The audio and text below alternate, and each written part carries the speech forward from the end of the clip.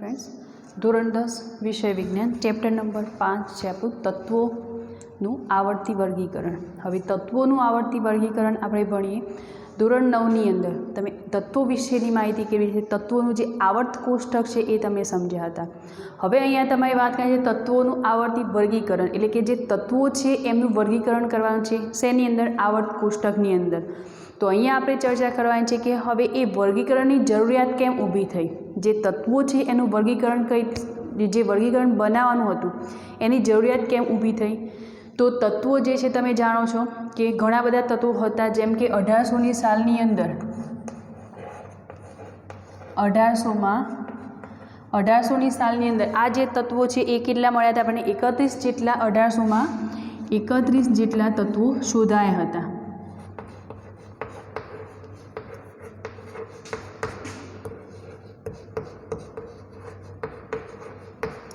ત્યારબાદ 1865ની અંદર 63 જેટલા તત્વો જે હતા એ શોધાઈ ચૂક્યા હતા।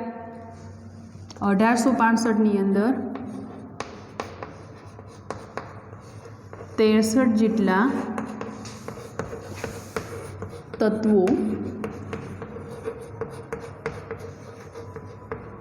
શોધાઈ ચૂક્યા હતા। અને હાલમાં તમે જાણો છો કે કુલ તત્વો કેટલા છે? તો હાલમાં 118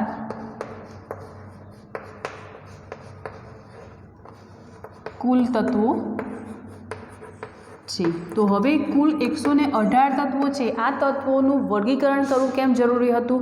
તો તત્વો તમે જાણો છો કે જેમ કે તત્વો છે એ તત્વોમાંથી કોઈ સંયોજન બનાવવામાં આવે છે, એ સિવાય એ સંયોજન અથવા તો તત્વો એના ભૌતિક અથવા રાસાયણિક ગુણધર્મો, તો આ બધી કન્ડિશનો સમજવા માટે એનું વર્ગીકરણ આવશ્યક હતું। એટલે એટલા માટે જરૂરિયાત પડી તત્વોના વર્ગીકરણની। તો તત્વોની વર્ગીકરણ એટલે કે બધા જ તત્વો જે 118 તત્વો છે એ, તો 118 જે તત્વો છે તેના સંયોજનો, ભૌતિક અને રાસાયણિક ગુણધર્મોનો સરળતાથી અભ્યાસ કરી શકાય એ માટે વર્ગીકરણની જરૂરિયાત ઊભી થઈ। તો બધા જ તત્વો અને એ સિવાય એ તત્વોથી બનાવેલા સંયોજનો જેમનું ભૌતિક અને રાસાયણિક ગુણધર્મોનો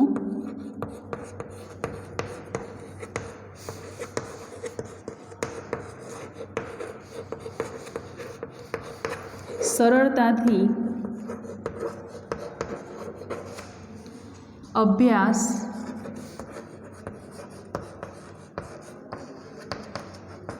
કરી શકાય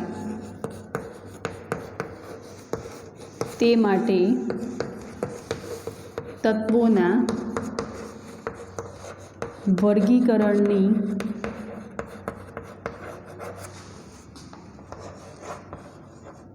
જરૂરિયાત આવશ્યક છે। કોઈપણ તત્વો હોય તો એમાંથી બનેલા જે સંયોજનો અથવા તો એ તત્વો અથવા તો સંયોજનોનો રાસાયણિક અથવા તો ભૌતિક ગુણધર્મ તમારે એનો અભ્યાસ કરવો હોય તો એ અભ્યાસ તમે સરળતાથી કરી શકો એ માટે એ તત્વોનું વર્ગીકરણ આવશ્યક હતું। જેમ કે તમે ઘણીવાર દુકાનમાં ગયા હશો તો દુકાનની અંદર ધારો કે કોઈ કપડાં ધોવાનો સાબુ છે, તો તમે જોતા હશો કે કપડાં ધોવાના સાબુનો એક બાજુ એક થક કરેલો હોય છે, એવી જ રીતે કોઈ વાસણ ઘસવાના સાબુ છે તો એનો એક બાજુ થક કરેલો। જે મોલમાં જો તો મોલમાં પણ એ વસ્તુ તમે સરળતાથી કોઈ વસ્તુને મેળવી શકો છો। એ જો કોઈ દુકાનદાર છે તો કોઈ વસ્તુ સાબુ લેવા માટે કોઈ ગ્રાહક આવ્યો છે તો એ સીધો જ ક્યાં જશે? જે સાબુનો થક છે ત્યાં। જો આડી અવળી કોઈ વસ્તુ ગોઠવેલી હશે તો એને એ ટાઈમ શું કરવું પડશે? શોધવી પડશે। અને જો એક જગ્યાએ આખી જ વસ્તુ તમે મોલની અંદર જોતા હશો તો કોઈ પણ વસ્તુનો થક છે તમને એક જ જગ્યાએથી સરળતાથી મેળવી શકો છો।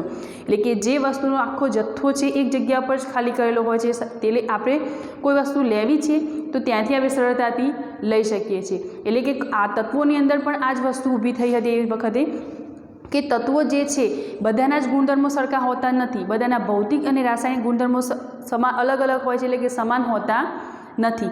એ સિવાય એમાંથી બનાવેલા જે સંયોજનો છે એ સંયોજનોના પણ ગુણધર્મો અલગ અલગ હોય છે બધાના। તો આ બધી વસ્તુઓને સમજવા માટે એનું વર્ગીકરણ કરવામાં આવે। વર્ગીકરણની અંદર શું છે કે સમાન ગુણધર્મો ધરાવતા તત્વો એક બાજુ રાખવામાં આવે છે, સમાન ગુણધર્મો ન ધરાવતા એ તત્વોને અલગ રાખવામાં આવે છે, અને કોઈ તત્વોનો પરમાણુય દળ છે એની આધારે એનું વર્ગીકરણ થાય છે।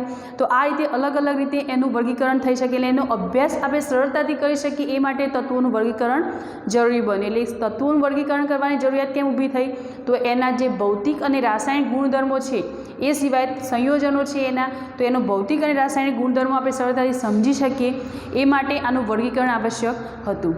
ક્લિયર? હવે આપણે નેક્સ્ટ જોઈએ કે અવ્યવસ્થિતને વ્યવસ્થિત કરવું, એટલે કે જે તત્વો છે એને આધારે તત્વોના જે ગુણધર્મો જે હમણાં આપણે જોઈએ કે ભૌતિક અને રાસાયણિક ગુણધર્મો, તો જ્યારે તત્વોનો આ વર્ગીકરણ જ્યારે કરવામાં આવ્યું એ પહેલાં જે આવર્ત કોષ્ટક આપણું આખું તૈયાર થઈ ગયું એ પહેલાંની ચર્ચા આપણે કરવાની છે કે એ પહેલાં જે તત્વોનું વર્ગીકરણ કરવામાં આવ્યું ત્યારે એ જે વૈજ્ઞાનિકો હતા એમના પોતાના મંતવ્યો, એમને કયા કયા વિચારો રજૂ કર્યા કે જે પહેલાંના પ્રયત્નો હતા, જે આવર્ત કોષ્ટક આપણું તૈયાર થયું એ પહેલાંનું જે વર્ગીકરણ કરવામાં આવ્યું હતું એ વિશેની આપણે ચર્ચા કરવાની છે। એટલે કે અવ્યવસ્થિતને વ્યવસ્થિત કરવું, એની આપણે ઇન્ફોર્મેશન લઈએ કે અવ્યવસ્થિત જ્યારે તત્વો ગોઠવાયેલા ન હતા, જે 118 તત્વો છે એ ગોઠવાયેલા ન હતા ત્યારે કઈ રીતે એનું વર્ગીકરણ થતું હતું।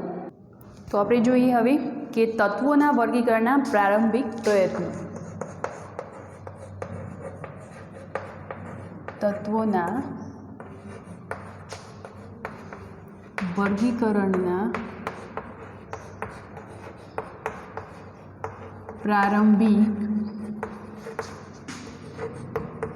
પ્રયત્નો। તો પ્રારંભિક પ્રયત્નો એટલે શું હતું કે જે અવ્યવસ્થિત ગોઠવાયેલો હતો એને શું કરવાનું હતું? વ્યવસ્થિત કરવું। તો આની અંદર આપણે એક પહેલો ટોપિક છે આપણો કે અવ્યવસ્થિતને વ્યવસ્થિત કરવું।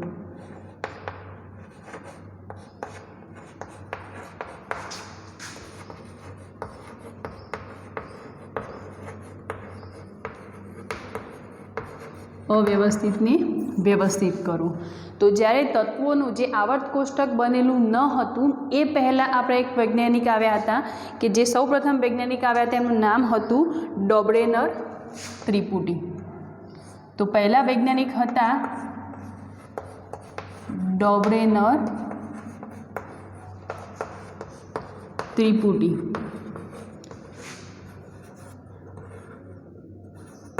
અને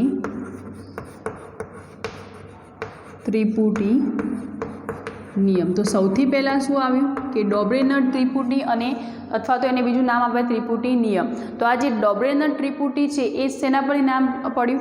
તો એ માટેના આપણે જે ડોબ્રેનર ત્રિપુટી જેને શોધી અથવા તો એને આપણે કહીએ છીએ ત્રિપુટી નિયમ, તો એ જ્હોન ડોબ્રેનર હતા કે જેમને પોતાના નામ ઉપરથી આ નિયમનું નામ આપ્યું ડોબ્રેનર ત્રિપુટી।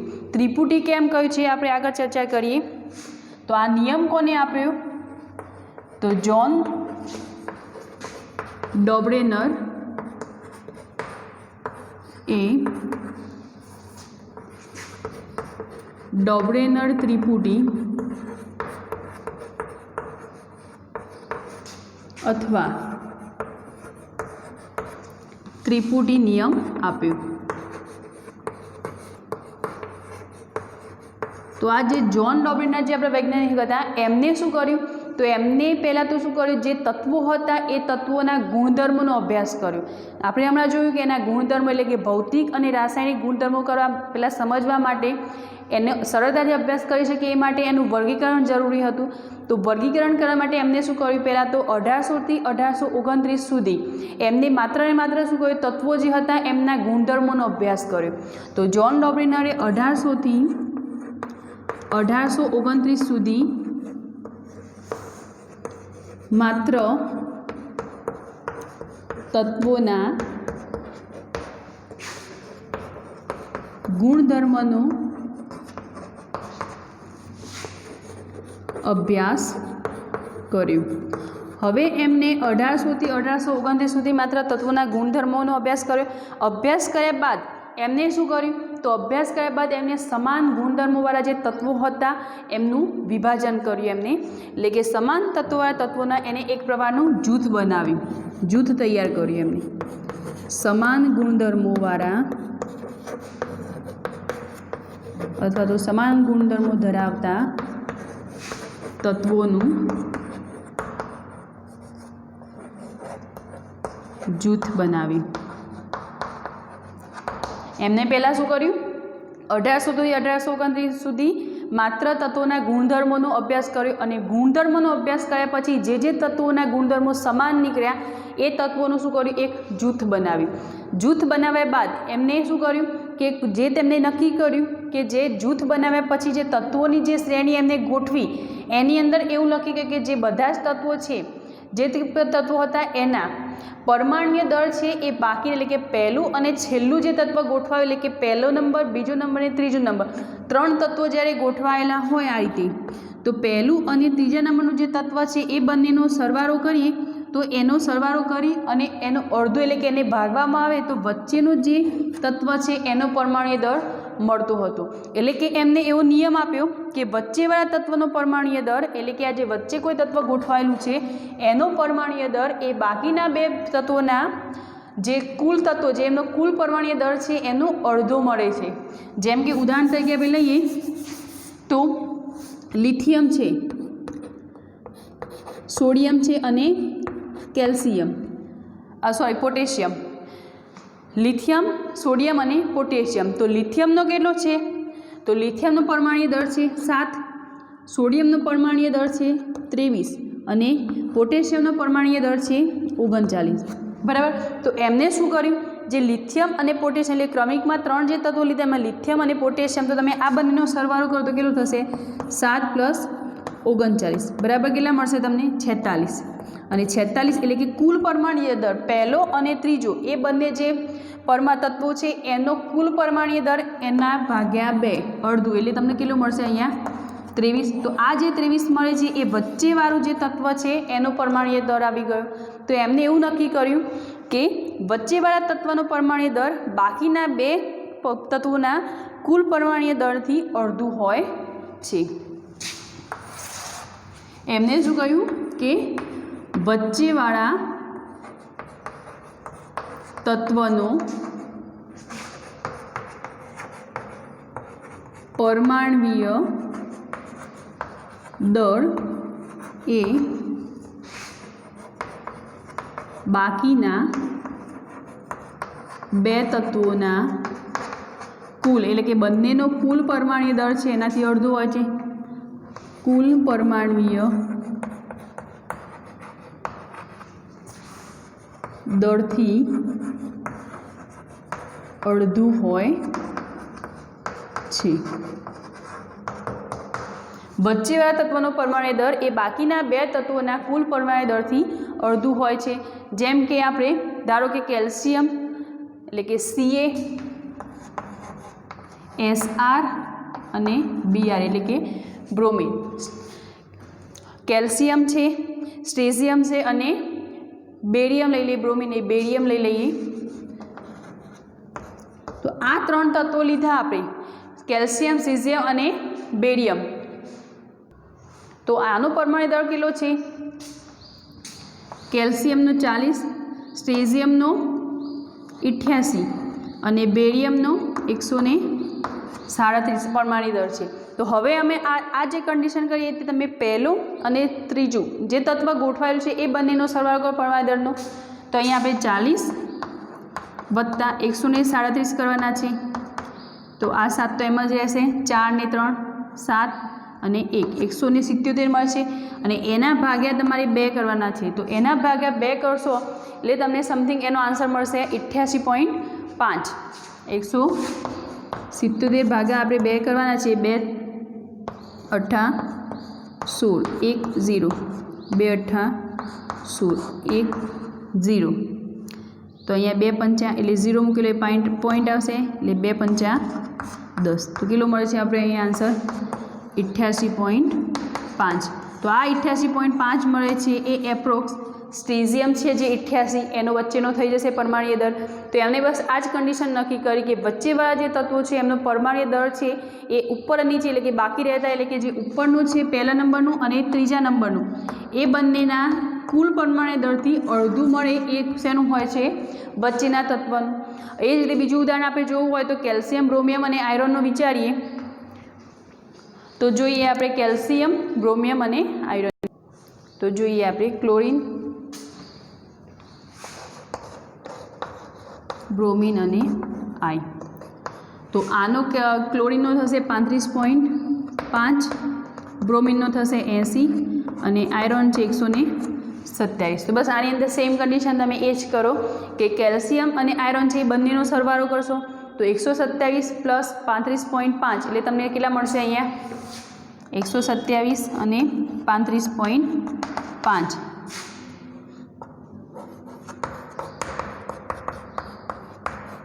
એટલે આન્સર તમને મળશે આ 0, 5, 7 ને 5 12, બધી આવી 3 ને 3 6 અને 162.5.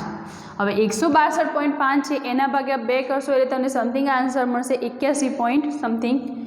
અહીંયા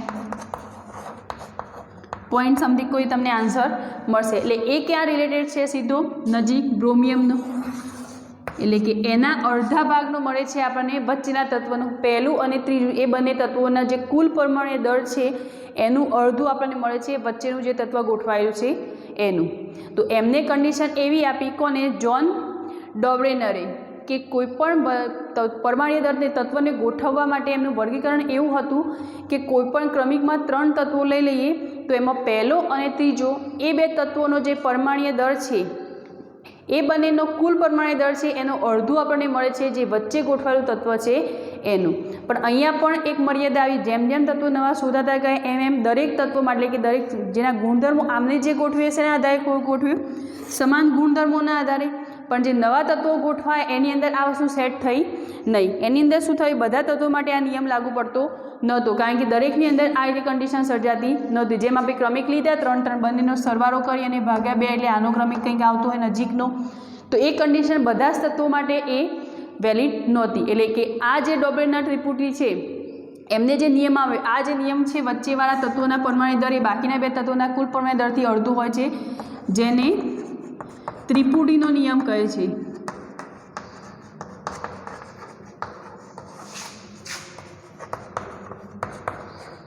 તો આ કન્ડિશન પણ વેલિડ ના ગણાય.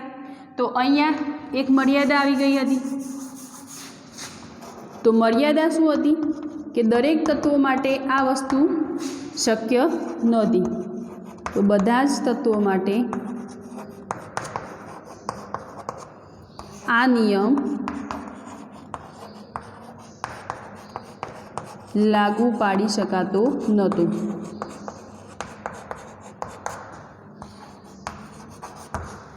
એટલે દરેક તત્વો માટે આ કન્ડિશન લાગુ પાડી શકાતી નથી.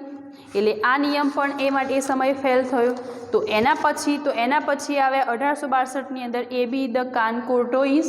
તો એમને શું કહ્યું એ આપણે જોઈએ કે એમને પરમાણ્વીય ક્રમાંક, પરમાણ્વીય દળ પ્રમાણે કઈ રીતે એને ગોઠવે, તત્વોનું જે વર્ગીકરણ છે એને કઈ રીતે કર્યું. તો જ્હોન ડોબ્રેનના પછી આવે વૈજ્ઞાનિક 1862ની અંદર AB ધ કાનકોર્ટોઇસ. 1862ની અંદર આવ્યા ABE ધ કાનકોર્ટોઇસ. તો AB ધ કાનકોર્ટોઇસે શું કર્યું? તો એમને જે તત્વો હતો એના પરમાણ્વીય ભારને આધારે એમને તત્વોનું શું કર્યું? વર્ગીકરણ કર્યું. પરમાણ્વીય ભારને આધારે તત્વોનું વર્ગીકરણ કર્યું. એમને પણ એ જ કન્ડિશન પુનરાવર્તન કરી જે જ્હોન ડોબ્રેનરે કરી હતી કે સમાન ગુણધર્મોવાળા જે તત્વો હતા એમને એક સાઈડ ગોઠવી દીધા. એટલે કે સમાન ગુણધર્મોવાળા તત્વોનું પુનરાવર્તન થતું હતું. આની અંદર શું થયું? એ જ કન્ડિશન ઊભી થઈ. સમાન ગુણધર્મોવાળા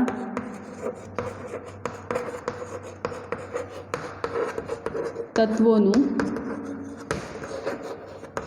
પુનરાવર્તન થતું હતું.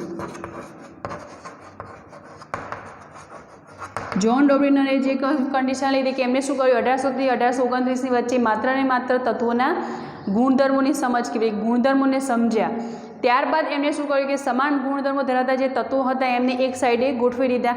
આમને શું કર્યું, પરમાણ્વીય ભારને એમણે પરમાણ્વીય દળને આધારે તત્વોનું વર્ગીકરણ કર્યું હતું. આમણે પરમાણ્વીય ભારને આધારે તત્વોનું વર્ગીકરણ કર્યું. તો આની અંદર પણ એ જ કન્ડિશન સર્જાઈ જે જ્હોન રોબિન્સનની અંદર સર્જાઈ હતી કે સમાન ગુણધર્મવાળા તત્વોનું વારંવાર શું હતું, પુનરાવર્તન થતું હતું. એટલે આના પછી આવ્યા ન્યુલેન્ડ અષ્ટકનો નિયમ એમને આપેલો, એટલે કે ન્યુલેન્ડ નામના જે વૈજ્ઞાનિક હતા એ આવ્યા. તો એમને શું કર્યું તત્વોના વર્ગીકરણની અંદર, તો એના પછી આવ્યા હતા કે 1865 થી 67ની અંદર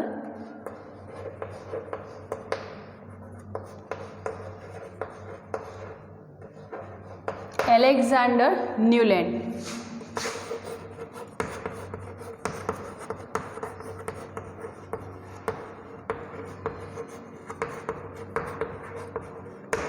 જેમને શું કર્યું, એલેક્ઝાન્ડર ન્યુલેન્ડ હતા, એમને અષ્ટકનો નિયમ આપ્યો. તો એમનું કહેવું શું હતું, જેમને અષ્ટકનો નિયમ આપ્યો.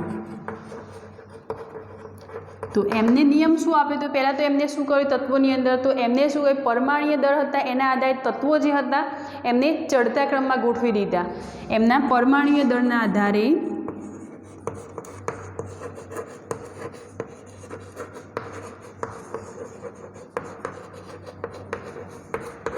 તત્વોને ચડતા ક્રમમાં ગોઠવ્યા.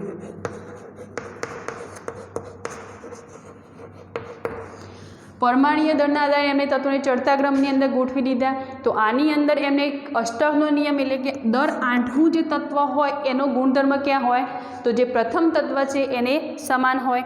પ્રત્યેક 8મા તત્વના ગુણધર્મો પ્રથમ તત્વને સમાન હતા અને એનું નામ આપ્યું અષ્ટકનો નિયમ. પ્રત્યેક 8મા તત્વના ગુણધર્મો એ પ્રથમ તત્વને સમાન હોય. પ્રત્યેક 8મું તત્વનો જે ગુણધર્મ હોય એ જે પ્રથમ તત્વ ગોઠવ્યું એને સમાન હોય, એટલે જેને કહે છે અષ્ટકનો નિયમ. તો અષ્ટકનો નિયમ કોને આપ્યો, તો એલેક્ઝાન્ડર ન્યુલેન્ડે, અને એને કહેવામાં આવે છે ન્યુલેન્ડનો અષ્ટકનો નિયમ, જેને શું કહેવાય છે, ન્યુલેન્ડનો અષ્ટકનો નિયમ. તો આની અંદર પણ એક મર્યાદા આવી ગઈ કે પાછળથી જે નવા શોધાયેલા તત્વો હતા એના માટે આ ગુણધર્મ કામ કરતો, એટલે કે આ જે નિયમ છે એ કાર્યરત નહોતું. એની અંદર શું થતું હતું કે અસમાન ગુણધર્મવાળા તત્વોની સાથે એ મૂક્યા હતા. એમને શું કર્યું, અસમાન ગુણધર્મવાળા જે તત્વો હતા એની સાથે એને મૂકી દીધા. તો મર્યાદા ક્યાં આવી ગઈ કે જે નવા શોધાયેલા તત્વો હતા ત્યારે આ કાર્યરત નહોતું. તેમની મર્યાદા આપણે લખીએ.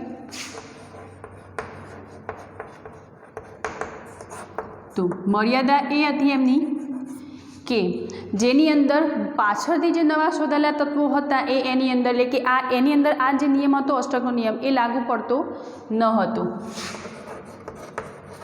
પાછળથી નવા શોધાયેલા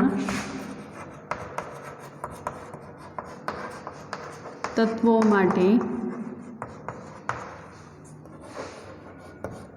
આ નિયમ લાગુ પડતો ન હતો. ત્યાં શું થતું હતું, તો એમને શું કર્યું, અહીંયા સમાન ગુણધર્મોને આધારે એમને વિભાજિત કર્યું, વર્ગીકરણ કર્યું. ત્યાં અસમાન ગુણધર્મો ધરાવતા જે તત્વો હતા એ એની અંદર મૂક્યા હતા, જેની અંદર અસમાન ગુણધર્મો હોય. પહેલાં આપણે કન્ડિશન કે સમાન ગુણધર્મોવાળા તત્વો બધા એક બાજુ એક જૂથ બનાવ્યું. તો એની અંદર જ્યારે અષ્ટકનો નિયમ કરતા ત્યારે એની અંદર અસમાન ગુણધર્મો ધરાવતા પણ તત્વો હાજર હતા, એટલે કે અસમાન ગુણધર્મો ધરાવતા તત્વો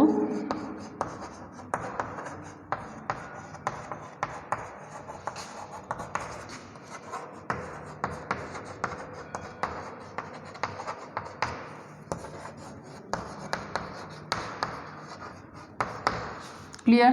તો 1865 થી 1867ની અંદર એલેક્ઝાન્ડર ન્યુલેન્ડ આવ્યા. એલેક્ઝાન્ડર ન્યુલેન્ડે શું કર્યું કે તેમણે અષ્ટકનો નિયમ આપ્યો. અષ્ટકનો નિયમ શું? તો પરમાણુ દળના આધારે તત્વોને ચડતા ક્રમમાં એમને ગોઠવી દીધા. ચડતા ક્રમમાં ગોઠવ્યા બાદ એમને શું નિયમ હતો કે પ્રત્યેક આઠમું તત્વ જેના નામ આપીએ આપણે અષ્ટકનો નિયમ, તો પ્રત્યેક આઠમા તત્વના ગુણધર્મો એ પ્રથમ તત્વને સમાન હોય. એટલે કે તમે આવર્ત કોષ્ટકમાં જુઓ તો પહેલા તત્વથી શરૂઆત કરીએ હાઇડ્રોજનથી, તો નીચે જઈને જ્યાં આઠમું તત્વ આવીને ઊભું રહે તે એનો જે ગુણધર્મ છે એ કોના જેવો હોય? પ્રથમ તત્વની જેવો. તો એમને અષ્ટકનો નિયમ આવે, પણ જેમ જેમ પાછળ નવા તત્વો શોધાતા ગયા તેમ તેમ આ નિયમ એની અંદર લાગુ પડતો નહોતો. તો અસમાન ગુણધર્મો ધરાવતા તત્વો પણ એની અંદર મુકતા હતા. તો આ રીતે જેમ કે આયર્ન તમે જોયું તો આવર્ત કોષ્ટકમાં છેક પાછળ આપેલું છે, તો આ રીતે એ અસમાન ગુણધર્મો ધરાવતા તત્વોની અંદર પણ આ વસ્તુ કન્ડિશન ત્યાં એપ્લાય થતી નહોતી. એટલે આ એલેક્ઝાન્ડર ન્યુટન હતો એમનો અષ્ટકનો નિયમ પણ ત્યાં આગળ ફેલ રહ્યો. તો નેક્સ્ટ હવે આ જે આપણો વિડીયો છે આજનો આટલા સુધી રાખીએ છીએ. નેક્સ્ટ વિડીયોની અંદર આપણે આગળ એની અંદર તત્વોનું જે વર્ગીકરણ છે એની અંદર આગળ વધીશું. Thank you.